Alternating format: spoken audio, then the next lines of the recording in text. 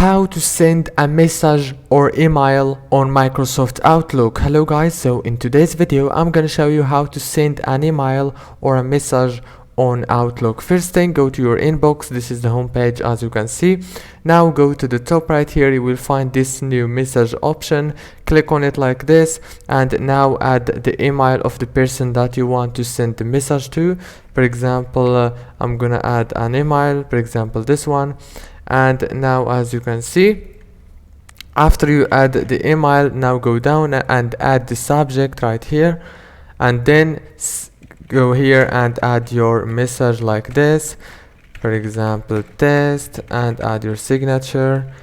And then after you finish editing your message, and go here and click send, or you can send it later if you want.